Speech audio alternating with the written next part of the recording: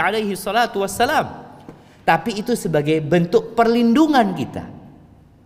Sisanya serahkan sama Allah Azza wa Jalla. Ketika Nabi hijrah, kenapa Nabi tidak hijrah langsung keluar dari Mekah di siang hari? Nabi sembunyi di Gua Thur 3 hari 3 malam. Apakah beliau nggak tawakal? Beliau tawakal. Tapi itu salah satu bentuk usaha.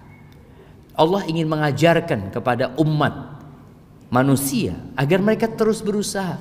Allah boleh dan bisa memindah Nabi alaihi salatu wasallam dari Mekah ke Madinah naik buraq. Bisa.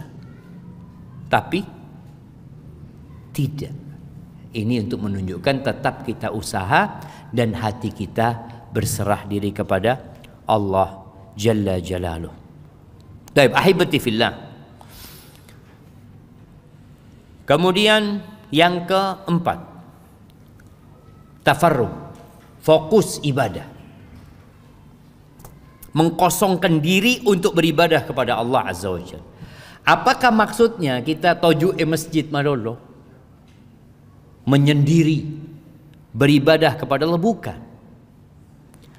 Ada sebuah hadis ya, yang Rasul sallallahu alaihi wasallam mengatakan, innallaha ta'ala yaqul, sesungguhnya Allah berfirman. Apa kata Allah? Ya ibna Adam, wahai anaknya Adam, tafarragh li ibadati. Engkau fokus ibadah kepadaku. Amla sadraka ghinan. Aku akan penuhi dadamu dengan kekayaan. Wa asudda faqra. Aku akan tutupi kefakiranmu. Wa illa taf'al.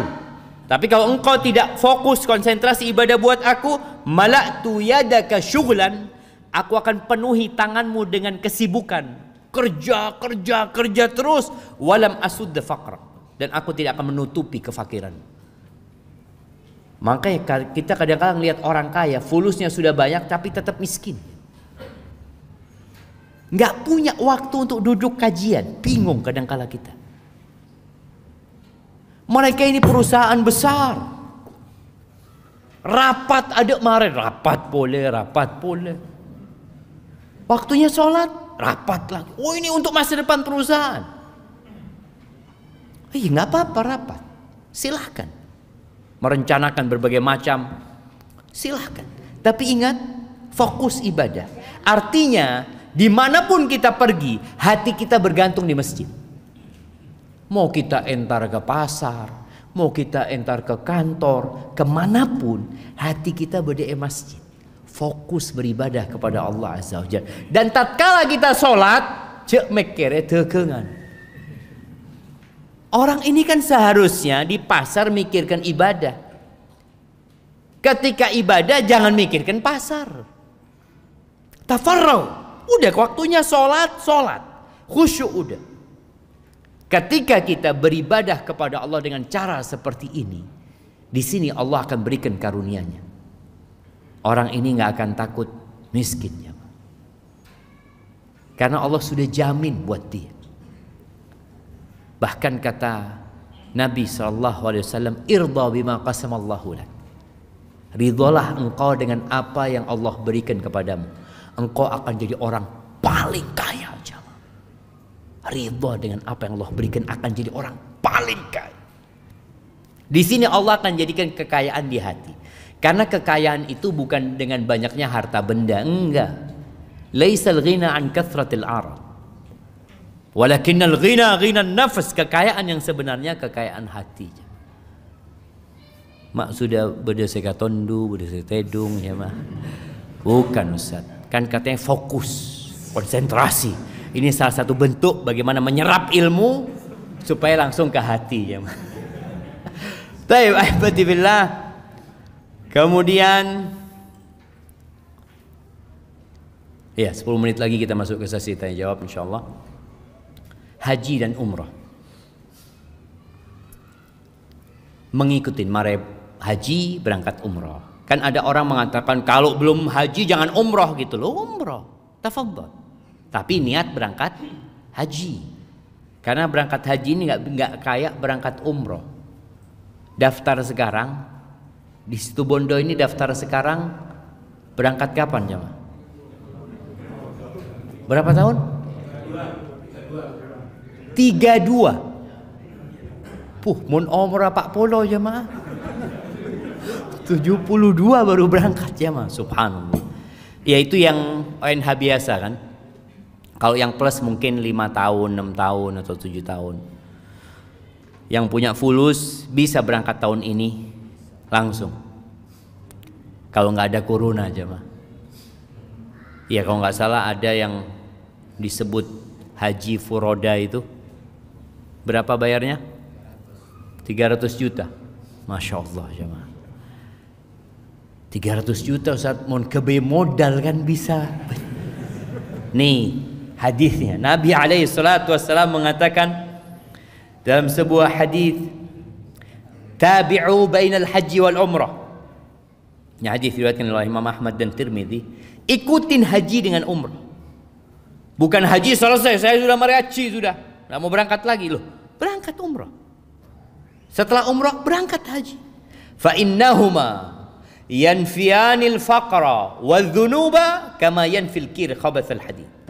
Sesungguhnya dua amalan ini, haji dan umrah, itu dapat menghapuskan, dapat menghilangkan kefakiran dan dosa. Jadi dosanya dihapuskan dengan haji dan umrah, kefakirannya dihapuskan. Sebagaimana alatnya pandai besi, al-kir itu, di sini mungkin pakai anu jemaah, pakai apa? Pakai bambu ya.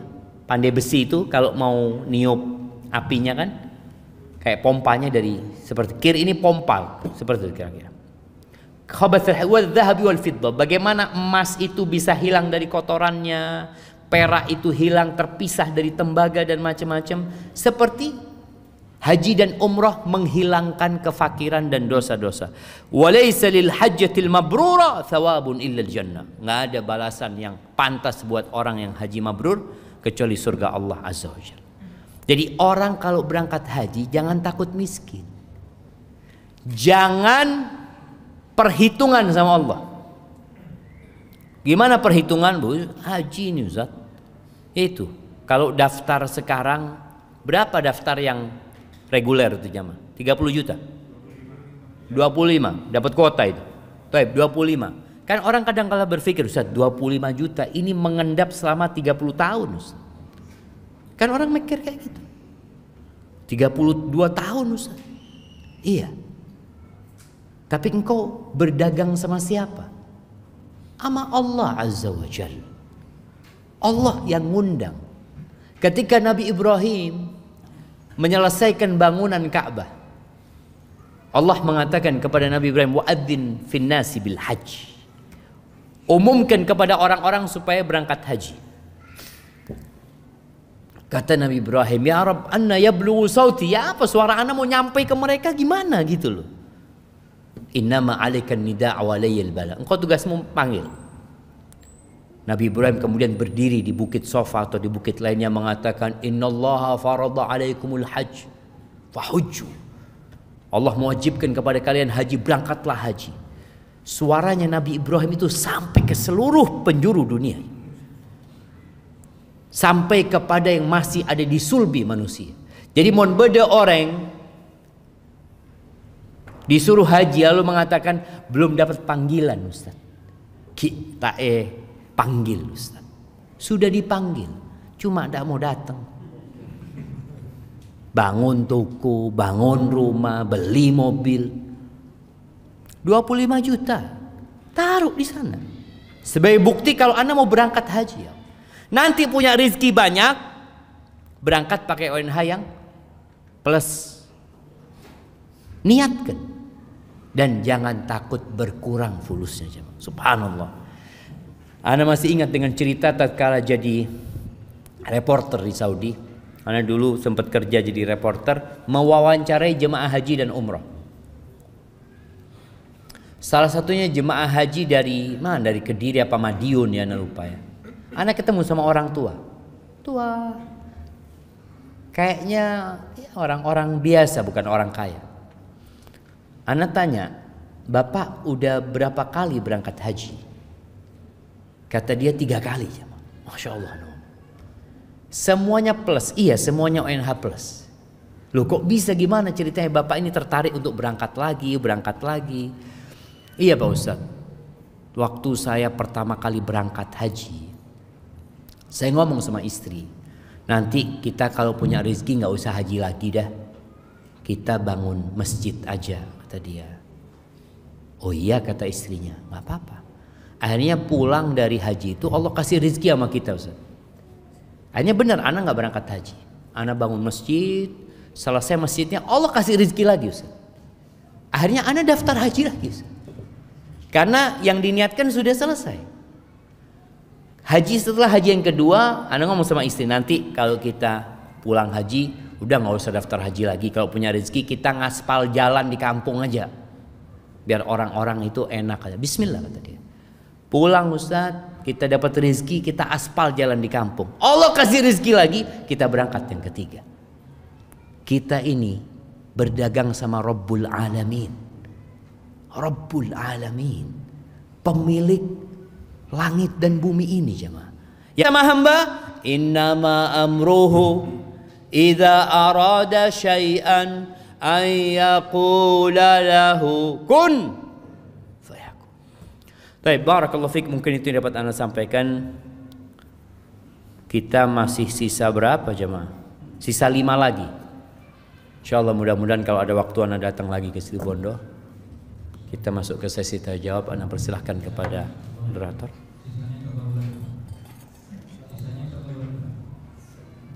Tahun depan, insyaallah tahun depan.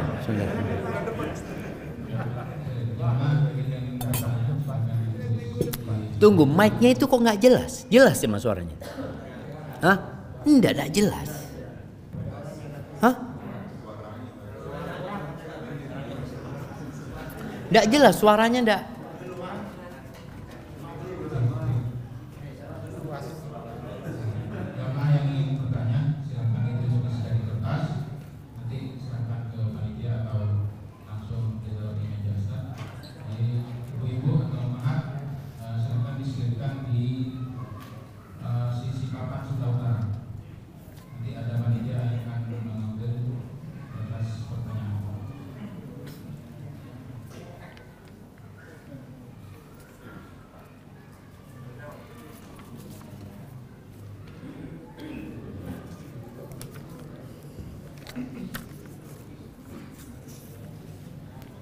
Nah, ini udah ada beberapa pertanyaan yang masuk. Ana akan bacakan. Yang pertama, Assalamualaikum Ustaz. Waalaikumsalam. Apakah tambahan rizki karena sebab istighfar sudah termasuk dalam rizki yang sudah ditentukan dan ditetapkan oleh Allah sebelumnya? Jamaah rahimakumullah, kita itu tidak tahu dengan rizki kita. Berapa rizki kita, seperti apa modelnya, itu gaib. Sehingga tugas kita adalah terus beramal. Kalau bicara apakah itu sudah ditentukan, semuanya sudah ditentukan. Sampai yang masuk surga dan neraka Allah juga sudah tahu. Maka tugas kita adalah melaksanakan perintah Allah, menjauhi larangannya, bersabar ketika terkena musibah. Jadi seorang muslim yakin bahwasanya rizki itu semua sudah ditetapkan. Bahkan takdir alam semesta ini kayak cerita oleh rezeki apa ini, kamir jemaah. Iya, kamir. Ini kan ini rizki yang dicari apa yang mencari jemaah? Yang mencari. Ya antum dicari, mana fulan? Masya Allah Ustaz saya beri jemaah. Akhirnya tak kajian menjukul Ustaz. Baik, jadi seperti itu. Rizki kalau bicara itu sudah ditetapkan, udah ditetapkan sama Allah Azza wa Jalla. Sehingga tugas kita adalah mengamalkan apa yang diperintahkan agar rizki itu datang kepada kita. Begitu pula kalau kita lihat orang yang bekerja, apakah orang yang bekerja itu akan mendapatkan rizki yang sudah ditetapkan? Iya. Cuma Tadi kita sebutkan ada rizki yang mencari, ada yang dicari. Maka di sini ada rizki yang datang dari arah yang tidak disangka-sangka. Baik, assalamualaikum warahmatullahi wabarakatuh. Ya Ustaz, jarang sekali diriwayatkan pekerjaan Rasulullah sallallahu alaihi wasallam setelah menjadi nabi dan rasul.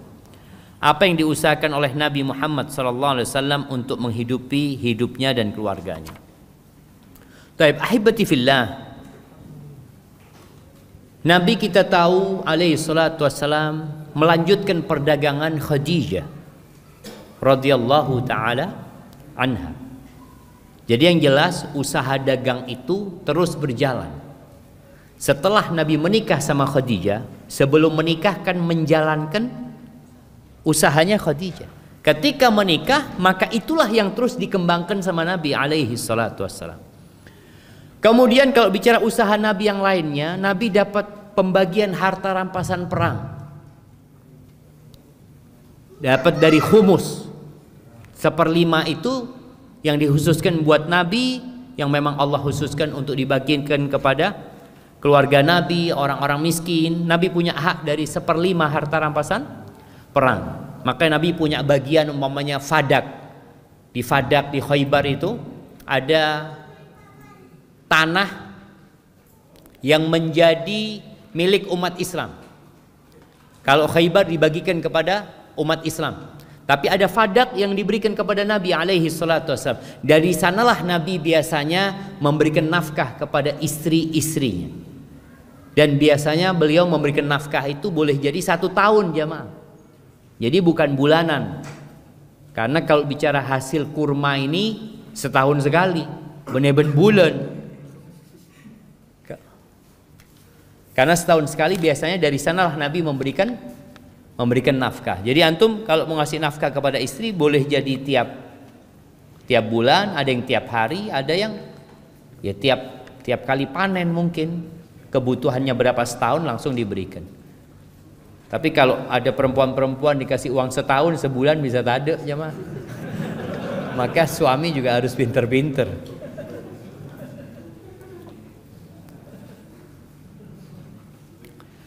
Ada yang berkata, anak termasuk rezeki.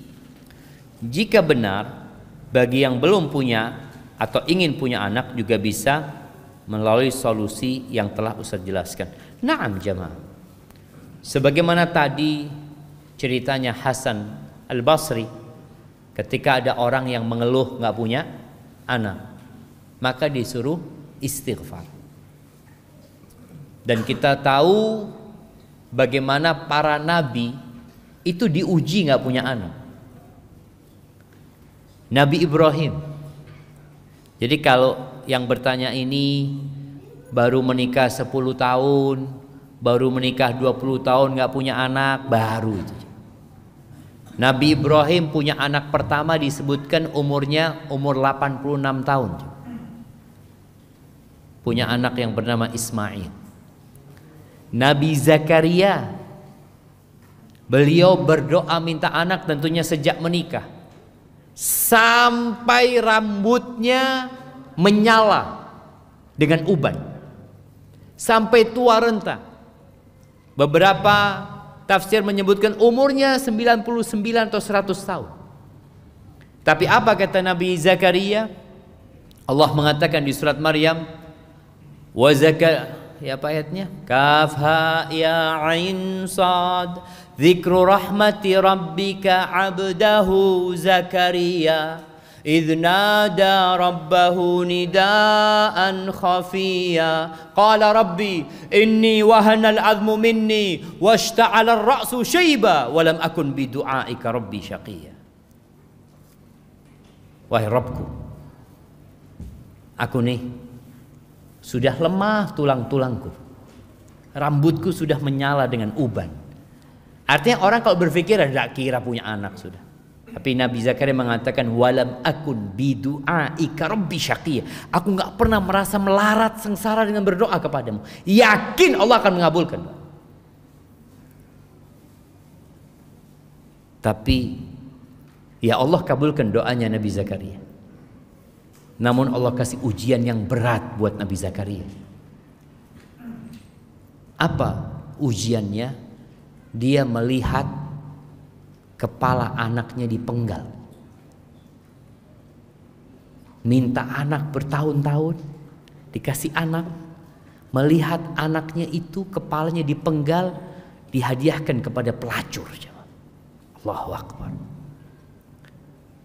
Di sini kita tahu ujian yang paling berat adalah untuk para nabi. Sehingga buat teman-teman yang belum punya anak ya, berbaik sangka sama Allah. Terus doa minta anak terus minta doa anak. Pasti dikabulkan, pasti dikabulkan. Pasti dikabulkan. Allah nggak pernah ingkar janji. Ud'uni astajib lakum. Hanya saja bentuk dikabulkannya doa itu satu dari 3 hal. Yang pertama, yang diminta dikasih. Minta anak dikasih. Yang kedua, anak nggak dikasih, tapi diselamatkan dari musibah, petaka, bala yang setara dengan doa yang dia panjatkan. Antum pernah nggak doa supaya nggak ditabrak jemaah? Ya Allah jangan sampai ketabrak truk. Mungkin kita nggak pernah doa seperti itu. Tapi suatu hari tahu-tahu kita selamat dari tabrakan. Ini karena doa yang mana? Boleh jadi karena doa minta anak tadi. Tapi anaknya nggak dikasih, diselamatkan dari musibah dan petaka. Jadi kita yakin pasti dikabulkan sama Allah.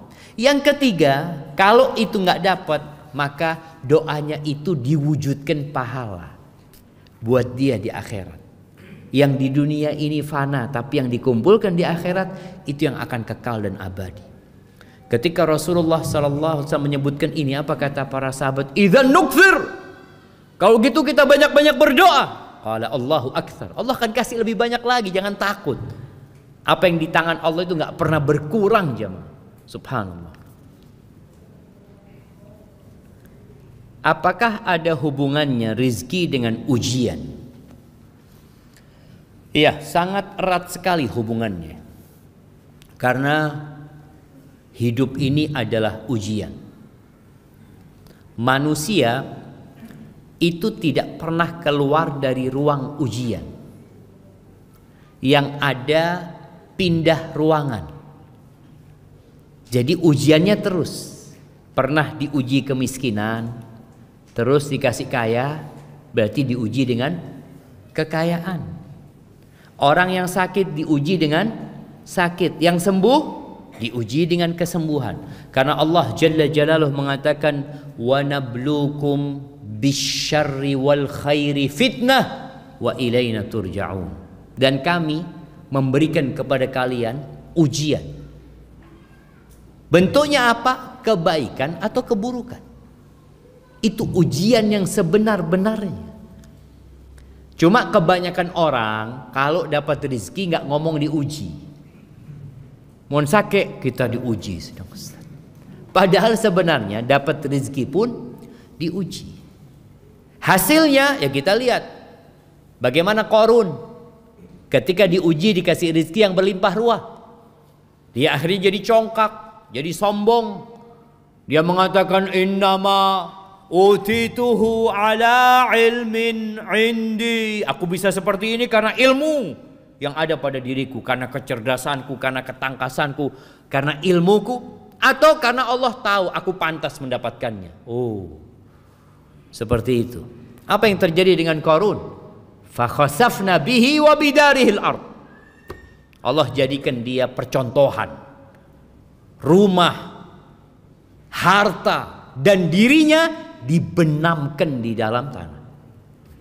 Makanya sampai hari ini mon beda harta yang ditemukan di tanah apa? Harta Qarun. Ada benedik na Qarun itu jemaah. Tapi karena Qarun jadi percontohan tadi, hilang Qarun itu jemaah.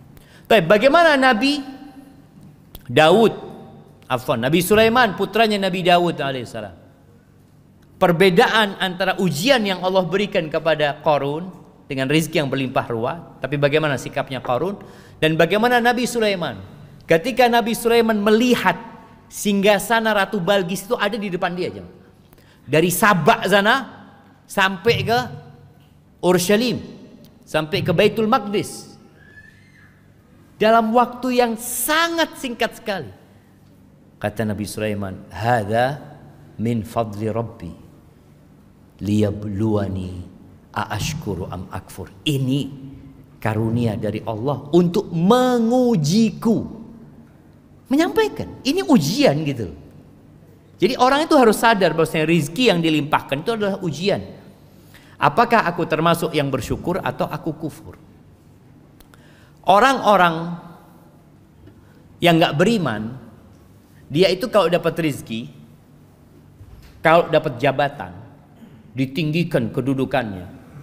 Seperti Allah sebutkan di surat Al-Fajr.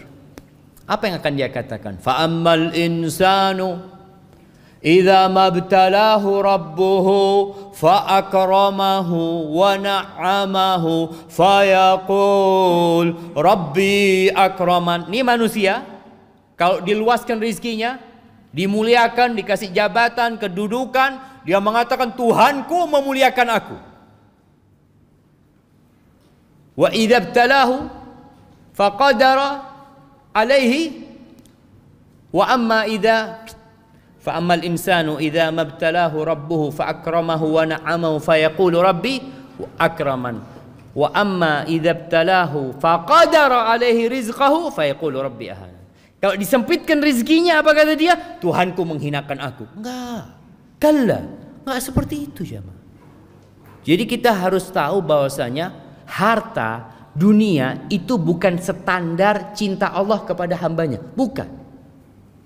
Jangan pernah berpikir kalau orang itu jadi bupati, orang itu jadi gubernur, jadi presiden, atau dia memiliki jabatan dan kekayaan, oh berarti Allah cinta sama dia, Allah memuliakan dia. La, kalla. Enggak. Dunia ini bukan standar. Bahkan Nabi SAW mengatakan innallaha yu'tid dunya man yuhibbu wa man la yuhib. Allah membagi dunia ini kepada yang Allah cintai dan kepada yang Allah tidak cintai. Allah berikan dunia, jabatan, kerajaan, kekuasaan kepada siapa? Fir'aun. Allah kasih Fir'aun. Bayangin bagaimana kerajaan Fir'aun. Bagaimana sungai mengalir dari istana Fir'aun. Bagaimana dia memiliki bala tentara dengan jumlah 600.000 tentara pada masa itu. Fir'aun. Dan bagaimana Nabi Musa alaihissalam hidup mengembala kambing. 10 tahun Nabi Musa mengembala kambing. Subhanallah. Jadi Allah itu berbagi dunia kepada siapa saja. Wala yu'til iman illa man yuhib. Tapi Allah tidak berbagi keimanan kecuali kepada orang yang Allah cintai. Artinya kalau antum dapat rizki, kemudian antum semakin dekat sama Allah, bukan rizkinya yang menandakan cinta Allah, tapi kedekatan antum sama Allah. Tambahnya iman antum. Alhamdulillah Ustaz, dulu anak nggak pernah sholat malam Ustaz. Sekarang sejak pandemi ini bisa sholat malam. Nikmat. Anak dulu nggak pernah sholat duha Ustaz. Alhamdulillah sejak di PHK tiap hari sholat duha. Karena tak ada lakonnya dia ya sholat duha. Tapi alhamdulillah gitu loh. Ini berarti ada sebuah karunia Allah kepada dia. Karena dia jadi lebih dekat sama Allah Azza wa Jalla. Banyak orang jamaah kalau dapat rizki itu lupa sama Allah. Tabiat manusia. Jadi kalau lagi susah soft pertama. Makanya kalau antum lihat yang di soft pertama ini kadang-kala kalau nggak pernah lihat soft pertama, oh di otang dengan ini. Kadang-kala karena nggak pernah soft pertama. Tapi kalau dia lagi banyak rezekinya kadang-kala telat-telat datang. Itu ya itu godaan dunia. Maka hati-hati. Baik. Ini kayaknya pertanyaan terakhir jemaah. Apakah rizki yang sudah ditetapkan pada manusia itu bisa tertahan karena perbuatan kita Ustaz? Ahibati fillah. Yang memberikan rizki itu Allah. Dan Allah sudah membuat keputusan bagaimana rizki itu diambil. Maka kata Nabi SAW, sebagaimana Jibril menghembuskan di hati Nabi alaihi salatu wassalam, wala yahmilannakum istibta'u rizq. Jangan sampai perasaan lambatnya rizki, tertahannya rizki kita, akhirnya kita menempuh cara yang haram. Terus gimana? Karena yang di sisi Allah tidak dapat dicari, tidak dapat diraih kecuali dengan ketaatan kepada Allah Azza wa Jalla. Loh, tapi Ustaz, Anda lihat fulan dengan cara yang haram pun banyak fulusnya. Iya, tapi dia nggak akan dapat berkah dari harta yang dia miliki. Nggak ada berkah aja. Antum melihat perampok sekali dapat berapa? 400 juta. Seminggu tak ada aja. Habis. Orang bisa hidup dalam setahun dengan gaji 2 juta sebulan, berarti setahun dia berapa yang dia habiskan? 24 juta. Ini 400 juta seminggu habis. Jadi dihalangi dari berkahnya rezeki tersebut. Jadi kalau bicara apakah rezeki yang sudah ditetapkan bisa tertahan? Bisa tertahan karena perbuatan dosa yang dilakukan. Allah juga sudah tahu dia akan berbuat dosa pada hari itu yang menyebabkan rezekinya tertahan. Makanya kata Nabi SAW, innal abda la yuhramur rizq bidzambin yusibuh. Sesungguhnya hamba dapat tertahan dari rizkinya, terhalangi dari rizkinya gara-gara dosa yang dia lakukan. Mungkin tadi Anda sampaikan jumlahnya tetap dapat dia jemaah. Dia Ustaz, orang ini Masya Allah Ustaz, na'udzubillah ya, kalau kita lihat orang itu nggak sholli Ustaz, perbuatannya dosa, tapi hasilnya banyak Ustaz, tapi dia diharamkan dari rizkinya, tidak dapat menikmati rizkinya. Apa kata Allah? Fala tu'jibka amwaluhum wala auladuhum. Engkau itu jangan takjub ya. Jangan heran sama hartanya orang-orang kafir, sama anak-anak mereka yang sukses. Kenapa? Innama yuridullah liyu'adzibahum biha fil hayatid dunya. Allah itu hendak mengadab mereka dengan harta itu, dengan anak-anak mereka dalam kehidupan dunia ini. Karena sebenarnya rizki itu adalah yang bermanfaat buat kita. Kalau gak bermanfaat buat apa jemaah? Kita punya fulus banyak buat apa? Orang di rekeningnya ada 1 M, tapi dia makan gak bisa makan. Dia nasi putih sama telur bas. Itu becaan. Fulusnya gak banyak, semua bisa dia makan. Kita kalau melihat nominal rizkinya, lebih banyak mana? Lebih banyak itu orang kaya yang punya 1 M. Ini tukang becak punya berapa? Tapi lebih banyak mana rizkinya? Tukang becak. Ketika dia dapat makan, memanfaatkan apa yang Allah ciptakan untuk kehidupan dia. Jadi rizki itu yang bermanfaat buat kita. Maka jangan takjub dengan ya orang-orang yang kaya raya, yang anaknya sukses, tapi mereka tidak bertakwa kepada Allah. Itu akan jadi azab buat mereka. Jadi kalau bicara apakah bisa tertahan rizki yang sudah ditetapkan? Nah, bisa tertahan gara-gara dosa. Dan dosa itu pun Allah sudah tahu kapan akan dilakukan manusia. Haibati fillah, ada sebuah doa yang dinisbatkan kepada Nabi Dawud alaihissalam dan juga dinisbatkan kepada Nabi kita Muhammad alaihissalam. Beliau berlindung dari 5 hal. Mungkin kita semua pernah mendengarnya, tapi anak ingatkan ini sudah di akhir Jumat. Mungkin antum bisa gunakan untuk membaca doa ini. Allahumma inni a'udzubika min jarisu. Ya Allah, aku berlindung kepadamu dari tetangga yang buruk. Dari tetangga yang buruk. Tiap hari kita kumpul sama dia, kita berlindung kepada Allah. Yang kedua, wa min zaujin tushayyibuni qabla al-masyib. Dan aku berlindung kepadamu ya Allah dari pasangan hidup yang membuatku beruban sebelum waktunya. Ada orang yang lihat ubannya belum waktunya sudah keluar semua, gara-gara istrinya kadang-kala. Iya, tuntutan ini itu macam-macam. Nabi berlindung. Yang ketiga, wa min waladin yakunu alayya rabban. Aku berlindung dari anak yang jadi penguasa atas orang tuanya. Jadi anak nyuruh-nyuruh bapaknya.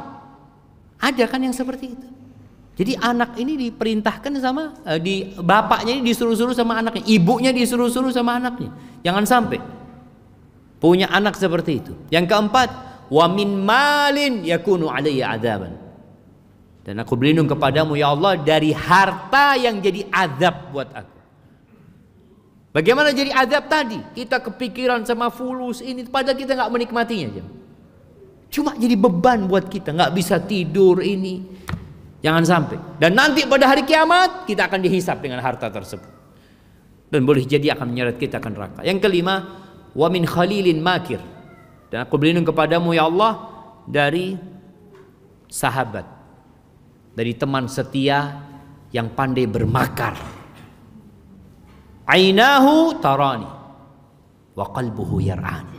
Matanya selalu memperhatikan aku, hatinya terus mengawasi aku. In ra'a hasanatan dafanaha. Kalau dia melihat kebaikan, dia tutupin kebaikan aku. Wa in ra'a sayyi'atan adzaaha. Kalau melihat aku berbuat salah, dia sebarkan kemana-mana. Maka baca doa itu, dan ada sebuah doa juga yang sering Nabi baca di majlisnya bersama para sahabatnya. Dengan itu anak akan menutup kajian ini. Allahumma qsim lana min khasyatika ma tahulu bihi bainana wa baina ma'asik, wa min ta'atika ma tuballighuna bihi jannatak, wa min al-yaqin ma tuhawwinu bihi alaina masa'ib ad-dunya, wa matti'na bi asma'ina wa absarina wa quwwatina ma ahyaytana waj'alhu al-waritha minna waj'al tha'rana 'ala man zalamana wansurna 'ala man 'adana wa la taj'al musibatana fi dinina wa la taj'al ad-dunya akbara hammina wa la mablagha 'ilmina wa la tusallit 'alaina man la yarhamuna wa subhana rabbika rabbil 'izzati 'amma yasifun wa salamun 'alal mursalin walhamdulillahi rabbil alamin. Ana kembalikan ke moderator. Jazakumullah.